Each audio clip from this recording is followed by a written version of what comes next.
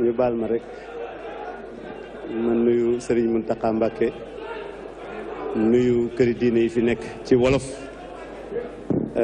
am tuuti rek te ñaari jëmm yooyu su ma ko defee ak seen rakk ju baax ji sëñ Mouhamadou Bachir ibnu sëñ Abdou Khadir dina mel ni nuyu naa mbooloo mi fi teew ñëpp ndax ñooy seen kilifa ñoo leen jaboote mbirum Serigne Touba nag dafa nekk lu universel loolu tax na may jéggalu wax ci kàllaama nasaraan waaye itam lu mat juróom-benni téeméer ba juróom-ñetti téeméeri casquette yoo xam ne ku ko bëgg a dégg ci wolof wala bëgg ko dégg ci beneen langue ba muy ñeent arab ak beneen langue dina ko mën a jot mu ñu nekk ci saal yi ñu nekk ci biir ak ñaari junni wala ñetti junni ak juróomi téeméeri place yu nekk ci biti.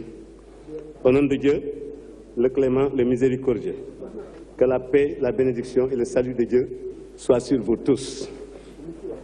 Monsieur le Premier ministre, honorables autorités religieuses ici présentes, parmi lesquelles je nommerai le représentant du Khalife général des Mourides, Serigne Mountakha Mbacké et son porte-parole Serigne Cheikh Bassirou Mbacké, confrères musulmans du Sénégal et du monde entier, et chers concitoyens. Je commence mes propos par formuler les prières à l'endroit du Khalife général des Mourides, Cheikh Sidi Makhtar Mbacké, qui assure le magistère suprême de la communauté depuis le 1er juillet 2010. Puisse Dieu lui accorder une réussite sans précédent dans sa noble mission au service de son maître et vénéré grand-père Khadim Rassoul. Je commence mes propos, c'est pour moi un grand honneur de porter aujourd'hui les signes distinctifs du mouridisme au nom et grâce à son éminence le vénéré Khalife général des Mourides pour lancer officiellement avec son autorisation et en présence de ses représentants les grandes journées culturelles Cheikh Ahmadou Bamba qui vont durer 72 heures. Permettez-moi d'abord de remercier le vénéré Khalife, de lui témoigner une profonde gratitude ainsi qu'à tous ceux qui, de façon unanime, ont manifesté spontanément leur adhésion totale derrière cet aval du Khalife. Il s'agit notamment de toute la famille de Serigne Touba, des dignitaires de la communauté ainsi que l'ensemble des autorités, des familles et des confréries religieuses du Sénégal. Je veux nommer la famille omarienne, la famille du vénéré Seyd El Hadj Malick Sy, la famille de Seyd le vénéré Abdoulaye Niass de Kaolack, Léona et Médina, la famille du vénéré Cheikh Mohamed Bou Kounta de Ndiassane, la famille du vénéré Seydina Limamou Laye Al Mahdi, la famille du vénéré Cheikh al-Islam Amary Ndak Seck de Thiénaba, la famille de Ndank et la famille du vénéré Cheikh al-Islam Ahmadou Baro Ndiéguène. En ma qualité de responsable de Hizbut Tarqiyyah, initiateur des grandes journées culturelles Cheikh Ahmadou Bamba, de concert avec le comité de pilotage largement élargi à l'échelle du mouridisme, ainsi que les représentants du Khalife ici présents, Serigne Mouhamadou Mountakha Mbacké, Ibn Cheikh Mohamed Bachir, Serigne Cheikh Bassirou Mbacké Ibn Serigne Abdou Khadir, Serigne Moustapha Mbacké, fils aîné du Khalife général des Mourides. Monsieur le Premier ministre, je vous prie de bien vouloir transmettre mes remerciements les plus chaleureux au président de la République du Sénégal, son Excellence M. Macky Sall. J'ai été particulièrement sensible à sa disponibilité à toutes les formes de facilitation dont il a bien voulu nous faire bénéficier pour la réussite de ce grand rendez-vous, son appui pour rehausser l'éclat des grandes journées culturelles Cheikh Ahmadou Bamba illustre bien son statut de protecteur des arts et des êtres. Monsieur le Premier ministre, nous savons qu'au-delà des instructions que vous avez reçues de Monsieur le Président de la République, vous vous êtes investi personnellement en mobilisant tout votre gouvernement et vos services. Soyez-en remerciés. Monsieur le Premier ministre, honorables invités, l'islam, notre religion commune, nous enseigne que celui qui ne témoigne pas reconnaissance à celui dont il est redevable ne saurait jamais rendre grâce à son Seigneur, à sa juste mesure. C'est pourquoi je m'empresse de vous dire du fond du cœur, encore une fois, merci. Nous associons à ces remerciements M. Moustapha Niasse, président de l'Assemblée nationale, ainsi que l'ensemble des députés, Mme Aminata Tall, présidente du Conseil économique et social et environnemental, l'ensemble des ambassadeurs accrédités au Sénégal.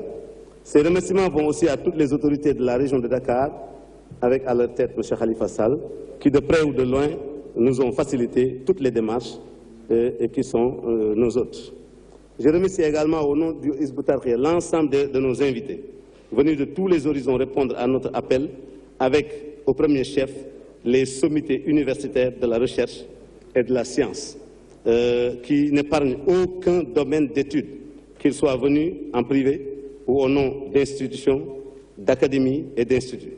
Je veux nommer les invités du Burkina Faso, qui sont aujourd'hui au nombre de 71, de Côte d'Ivoire, du Mali, de la Gambie, de l'Afrique du Sud, du Maroc, de la Mauritanie, de la Guinée, de l'Europe, des États-Unis et du Moyen-Orient. J'allais même dire nos invités de l'intégration africaine.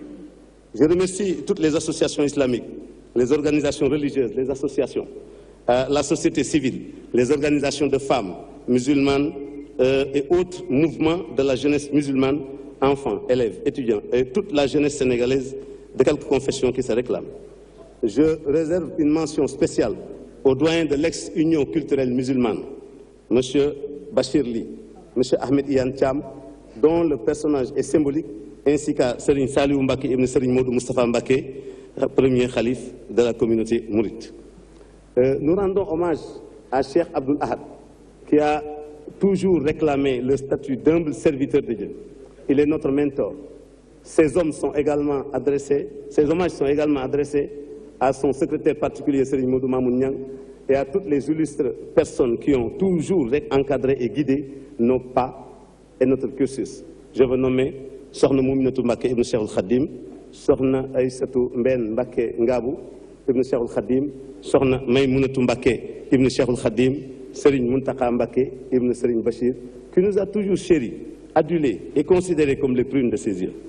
Sokhna Asta Mbacké, Sokhna Mam Asta Mbacké, bint Cheikh Mohamed Lamine Bara, Sokhna Fall Mbacké bint Cheikh Mohamed Lamine Bara, et tous nos mécènes, Serigne Omar Ndiaye de la zone B, Serigne Abdou Mbaye Nguéré Thioune de la SICAP Rudis, en réservant une mention spéciale à Serigne Mountakha Mbacké, qui a su très tôt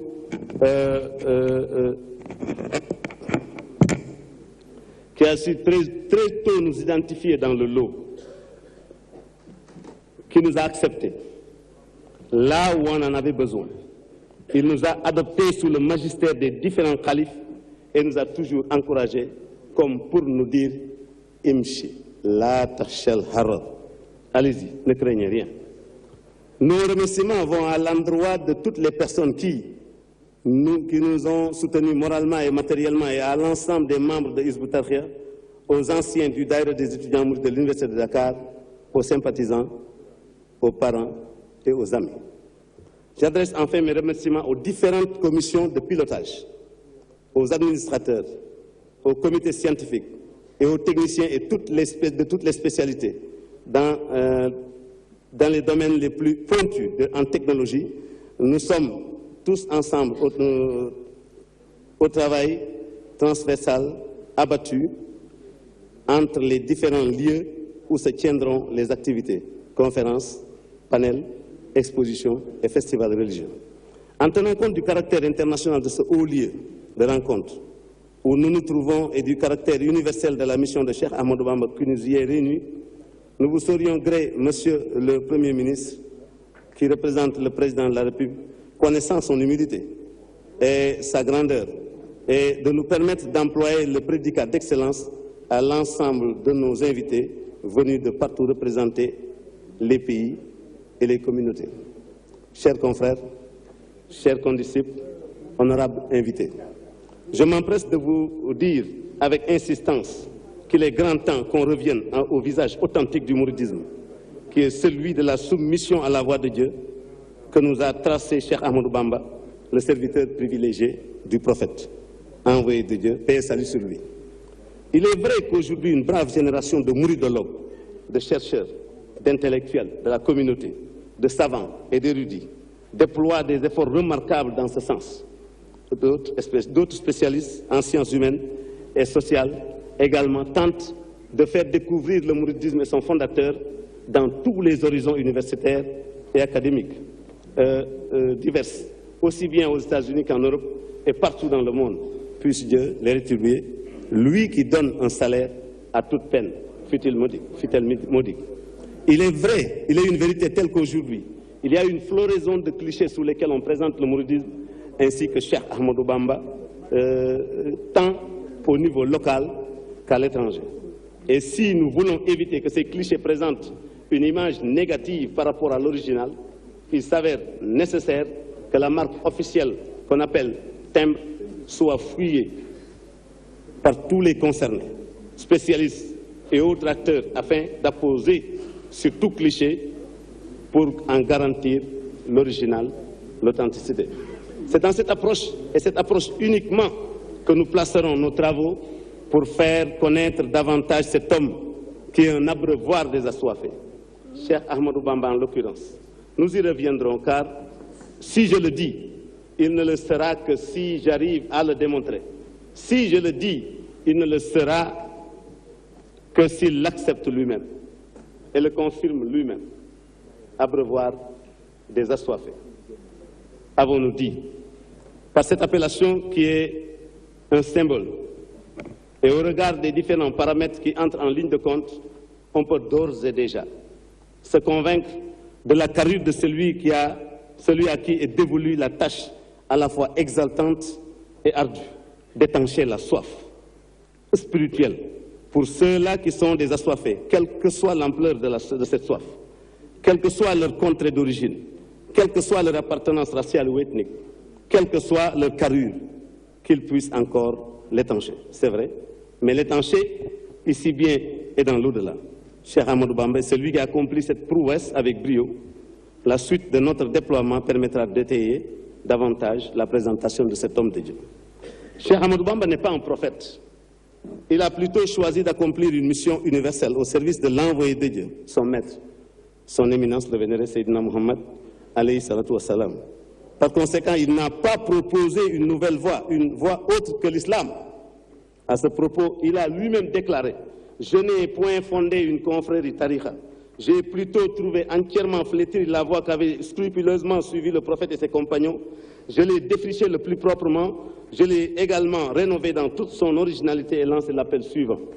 Tout pèlerin qui désire partir peut venir. Voici la voie réhabilitée. Cette voie est celle du pacte d'allégeance. Sermon Serigne Abdou Lahad Mbacké, 3e khalife du mouridisme, à l'occasion de l'Aïd el-Fitr 1986. Le Cheikh nous est parvenu par la grâce de Dieu en 1272 de l'Hégire 1855 et fut rappelé à son Seigneur le 19 juillet 1927, soit le 20 Muharram 1346. Le Cheikh Mohammed Ben Habib Allah appartient à la grande famille sunnite ainsi qu'à l'école malikite de Malik ibn Anas, plus connu sous le nom de Imam Malik, Imam Darul Hijra, connu sous le nom de fonction de Khadim Rasoul, le serviteur privilégié du prophète. Il est, et on y reviendra plus largement, celui-là qui deviendra le célèbre prisonnier pour avoir simplement refusé de rendre un culte exclusif à un autre que Dieu. Il deviendra un célèbre prisonnier au nom de sa foi musulmane et de sa piété. C'est un prisonnier qui n'est pas un rebelle ou un contrevenant à la loi. Ce prisonnier est loin d'être un danger public. Il n'a commis aucun crime contre son peuple, encore moins contre l'humanité. Un prisonnier qui, au moment de son arrestation, n'avait aucune ambition militaire sous forme d'agression, d'attaque, de meurtre, de domination ou de génocide. Ce prisonnier n'avait aucune ambition de pouvoir. S'il était un prisonnier pacifique, ses geôliers étaient, quant à eux, des terroristes aveuglés par la soif de suprématie et de mainmise sur nos territoires. S'il était, malgré tout, ce prisonnier, à la suite du Grand Conseil privé du 5 septembre 1895, fut embarqué dans le paquebot de la messagerie maritime de passage à Dakar le 21 septembre 1895 pour être exilé au Gabon. Une zone de bagne qui rappelle celle de Cayenne en Guyane française, fondée en 1863. Ce conseil privé est un tribunal d'exception, où le prévenu ne se défend pas et n'a ni avocat, ni possibilité de pourvoi en cassation. Ce tribunal d'exception est tributaire de l'indigénat, car le Conseil d'État n'avait pas été exporté par le colonisateur. Force était de trouver un moyen de combler. se vide en mettant sur pied un conseil privé. C'est là une véritable atteinte aux droits de l'accusé, d'autant plus que les administrateurs qui siégeaient jouaient un rôle de magistrat sans en avoir le statut. Il reviendra au Sénégal le 11 novembre 1902 à bord d'un navire de la Compagnie maritime des chargeurs réunis, le ville de Maceió. Journal officiel du Sénégal 1902, page 604.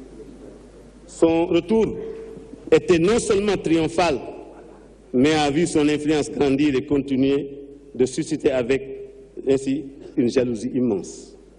L'administration coloniale décida finalement de le mettre en résidence obligatoire ou résidence surveillée en 1902 en Mauritanie.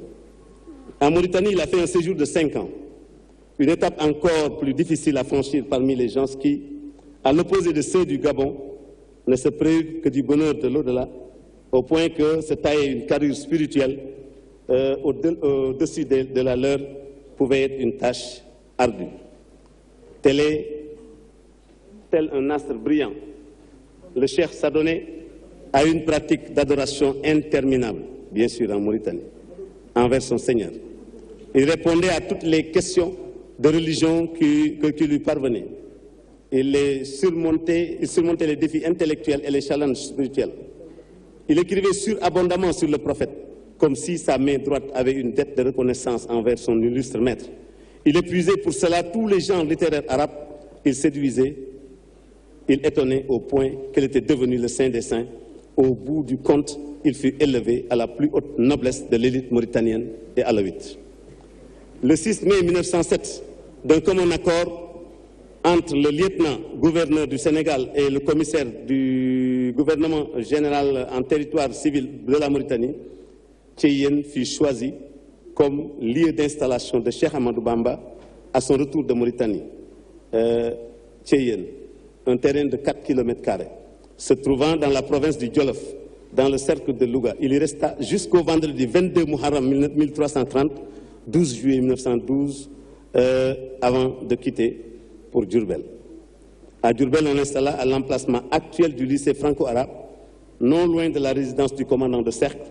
C'est en février 1917 qu'il ira s'installer à Kergoumak, une maison construite par lui-même et qui constitue donc sa pleine propriété et lui donnant le nom de Boukhatul Moubarak. Vous commencez à l'identifier maintenant. Mais nous allons le connaître davantage avec l'étiquette abreuvoir des assoiffés, que je lui ai conféré tout à l'heure. Après 4 siècles de traite négrière et d'esclavage au sortir desquels, dans la seconde moitié du 19e siècle, l'Afrique pleurait à chaudes larmes. Le Sénégal, mon pays, dis-je, dans ses jérémiades, à l'instar de Jérémie, au 5e siècle, avec la destruction de la Palestine, le Sénégal, dis-je, dans des cris et des soupirs de douleur atroces, dans ce calvaire de persécution, de brimades, de vexations de tout genre, dans ce climat d'atteinte aux valeurs et libertés humaines, attendait un sauveur.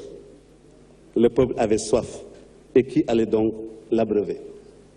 Nos ancêtres avaient perdu tout espoir d'être délivrés de l'aristocratie locale, ces oligarques des royaumes et monarchies traditionnelles qui avaient fait du sang du peuple leur monnaie d'échange pour assouvir à tout prix leurs desseins bassement terrestres et matériels. Au Sénégal, les révolutions théocratiques musulmanes et de l'islam conquérant avaient un projet de société entre les mains et ont tenté de mettre fin à cette crise accentuée par la conquête territoriale de Fédère. Mais malheureusement, ils ont pris les armes et tombèrent dans le piège de l'effusion du sang. Je n'évoquerai donc pas la mission de Cheikh Ahmadou Bamba à cause de la situation de Cheikh Ahmadou Bamba qui a sauvé la situation, sans rendre un hommage déférent à ses preux, ces nobles, ces hommes de Dieu, ces magnanimes que nous continuons à vénérer. Ce sont Al-Hadji Omar Foutiyou Tall, qui a presque boudé ce monde et a cessé de s'offrir à nos yeux pour continuer à adorer son Seigneur dans les falaises de Bandiagara en 1864. Thierno Souleymane Baal du Fouta Toro, farouchement opposé à l'esclavage maure, qui tomba en 1776. Al-Mami Abdul Kader Khan, le Torod, il a lutté contre l'esclavage maure et français, ainsi que la traite. Jusqu'à sa mort en 1807, ce commerce de la honte s'est poursuivi jusqu'en 1848, année à laquelle il fut aboli. Tafsir Maba Diakhou Ba tomba en juillet 1867. Il était al-Mami de la théocratie du Badibou dans le royaume du Saloum. Je rends hommage au professeur Ibader. Ahmadou Cheikhou Ba, le lame taureau de Wuromadiou. Il était le fils d'Ahmadou Ahmad Ba, connu sous le nom de Seydina al-Mahdiou de Wuromadiou, sur le fleuve du Sénégal, qui mène vers le Dandemayo dans le Podor. Il fut tué à Samba Sadio en 1875. su ma waxee kooku ak maam yi ki ñu joxoon tey bis bi dina dugal ci xel nit ñi lu bare bare. Cheikh Ahmadou Bamba est celui qui en 1875, la même année à la suite de la bataille de Samba Sadio, entre Lat Dior, le roi du Kayor, et Ahmadou Cheikhou Ba de Wuromadiou, a refusé l'allégeance d'Ibrahima Makoudou Diop, demi-frère de Lat Dior, venu se convertir à l'islam et se confier à lui pour qu'il soit son guide spirituel. Cheikh Ahmadou Bamba lui recommanda aussitôt de rendre toute la partie de ses biens issus du butin de guerre de Samba Sadio et de libérer les esclaves capturés et qui étaient sous sa coupe avant qu'il ne lui accepte son allégeance. Khadim Rassoul, Cheikh Ahmadou Bamba, fit la déclaration historique qui tonna partout. Il stipula que cette guerre ayant opposé des musulmans ne saurait légitimer la capture d'esclaves. Dès lors, les esclaves comme les biens issus de ce butin de guerre entre deux musulmans sont illégaux. Une telle fatwa dérangea les services juridiques, je veux dire les cadis et les jurisconsultes qui officiaient dans la cour du roi du Cayor.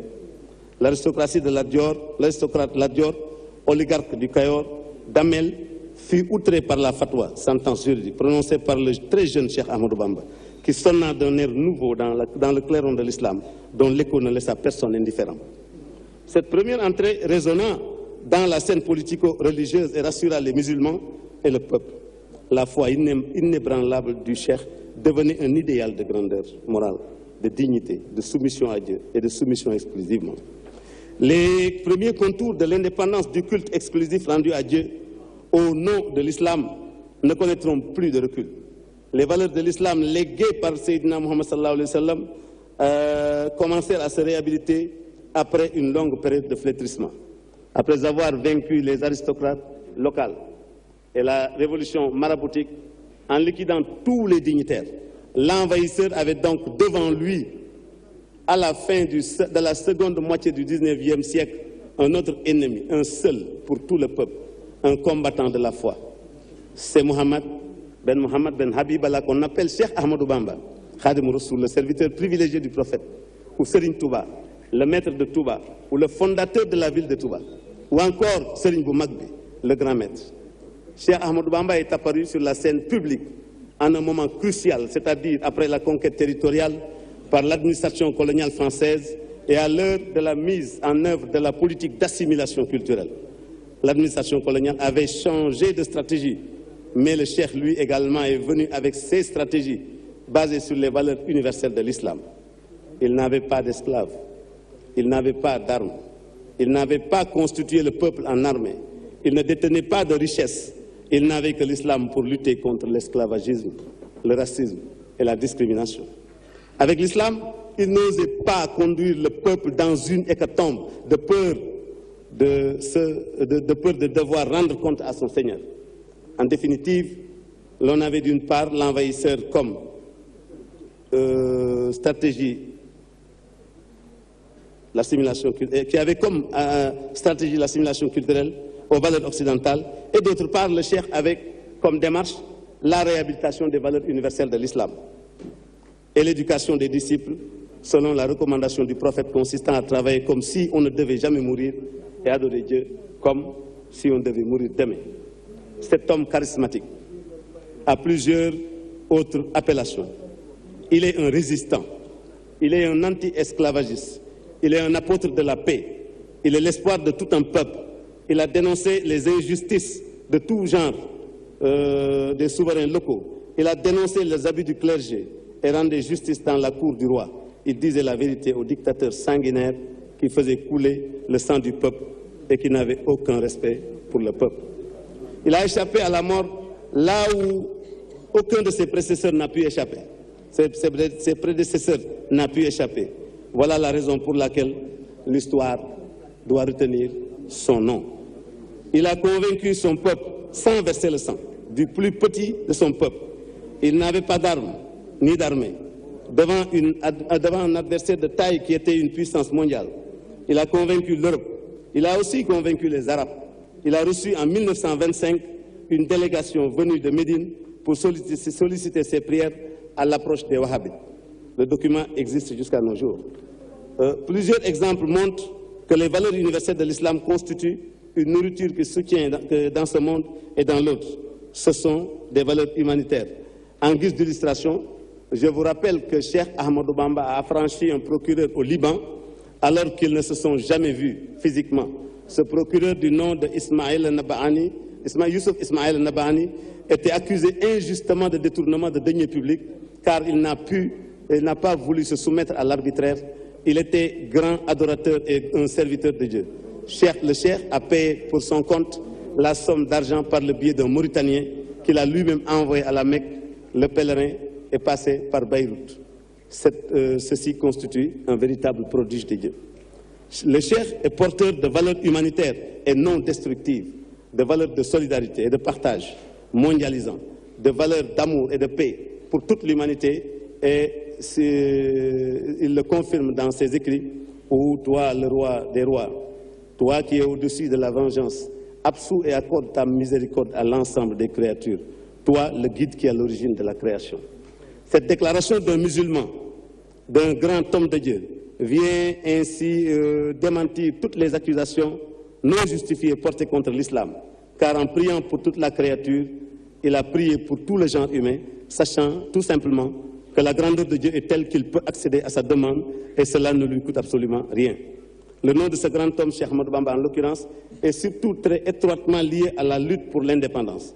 De quelle indépendance me demanderiez-vous? C'est celle du culte exclusif rendu à Dieu, et Dieu exclusivement. Cette délivrance qu'il a obtenue est aussi une lutte de libération, un grand défi, un challenge pour lequel il a mis le prix plafond. Les Anglais diraient « he set high value upon this challenge ». Un sacrifice qu'il a assumé pour le bonheur du peuple. Budul Wanak Mom, Wolof Nassaran. N'eût été l'intervention de Cheikh Ahmadou Bamba, les Wolofs se les aliénaient culturellement. C'est Moussaka Dixit. Avec plus de 7 tonnes de manuscrits, Cheikh Ahmadou Bamba est un abîme de savoir, une université, une érudition, un savant en un mot.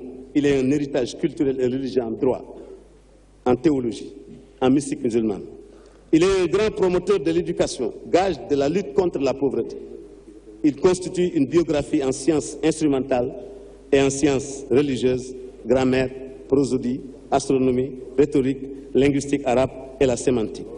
Il est l'auteur de panégyriques qui font les éloges du prophète en nous apprenant l'histoire de l'islam, des prophètes et en leur hagiographie et celle des compagnons du prophète et de leur exploit, toute la géographie aussi des khalifes.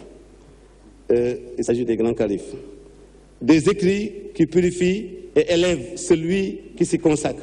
Des écrits dont la pureté fait accéder à la conjonction spirituelle. Dans ces écrits, il faut noter des plaidoiries, des articles et des précis de droit. Des droits des femmes, des enfants, des faibles comme des personnes valides et invalides.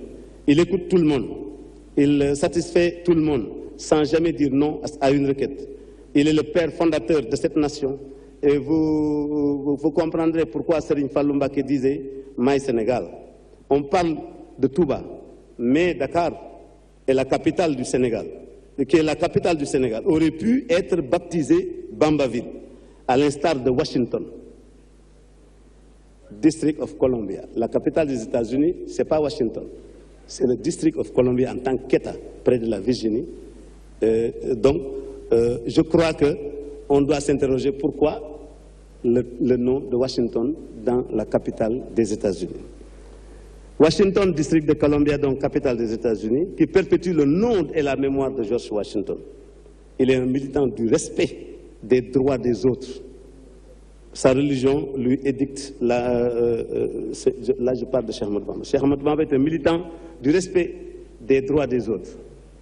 Sa religion lui édicte la cohabitation avec les gens du livre, les juifs et les chrétiens. Nous avons vu l'effigie de Washington sur le dollar. Et chacun des 52 États aux États-Unis s'enorgueillit de son stèle George Washington. C'est en vérité une reconnaissance pour ce qu'il a enduré et fait pour son peuple. Les colonialistes étaient ses ennemis. Malgré leur hostilité, ils l'ont décoré au chevalier de la Légion d'honneur. Pourquoi? Cheikh Ahmadou Bamba a pardonné à la France et l'a aidé à des moments difficiles. Il apparaît dans le rapport du 22 octobre 1915, fait à Diourbel par l'administrateur en chef, M. Lasselve Antoine Jean-Martin Arthur. Ce qui suit, nous lui avons demandé en février 1915 200 recrues, qu'il nous a donné malgré le mécontentement et l'opposition de ses chers lieutenants.